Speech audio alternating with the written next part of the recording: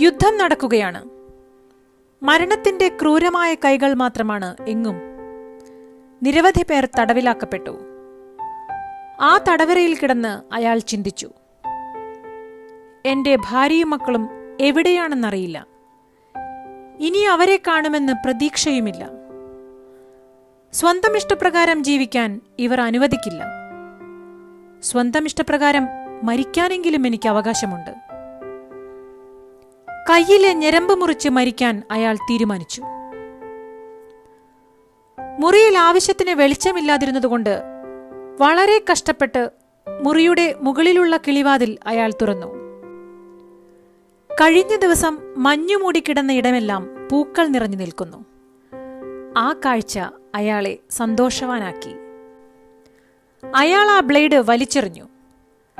തന്റെ കുടുംബത്തെ കണ്ടെത്താനാവുമെന്നും സ്വാതന്ത്ര്യം തന്നെ തേടിയെത്തും എന്നുമുള്ള പ്രത്യാശ അയാളിൽ നിറഞ്ഞു. ഋതുഭേദങ്ങൾ ഒരു നിയമമാണ്. ഒന്നും സ്ഥായിയല്ല, എല്ലാം മാറിയേ മതിയാകൂ എന്ന് നമ്മെ പഠിപ്പിക്കുന്ന അലിഖിത നിയമം. എല്ലാ ദുരനുഭവങ്ങളും പെട്ടെന്ന് അവസാനിക്കുന്ന അധ്യായങ്ങൾ മാത്രമാകട്ടെ. ഒറ്റയ്ക്കിരുന്ന് വ്യാഖ്യാനിച്ച് വഷളാക്കിയില്ലായിരുന്നുവെങ്കിൽ ഒരു സംഭവത്തിന്റെ പേരിലും ആരും ജീവിതം അവസാനിപ്പിക്കുകയില്ലായിരുന്നു.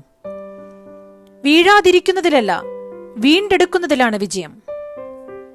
കീഴടങ്ങാൻ തയ്യാറാകാത്തവന്റെ മുന്നിൽ ഏതെങ്കിലും കിളിവാതിൽ തുറക്കപ്പെടും. അപ്രതീക്ഷിതമായി അപകടങ്ങൾ മാത്രമല്ല, അത്ഭുതങ്ങളും സംഭവിക്കാം. അതുണ്ടാകണമെങ്കിൽ പൂട്ടിയിട്ട കിളിവാതിലുകൾ തുറക്കപ്പെടുക തന്നെ വേണം. ശുഭദിനം.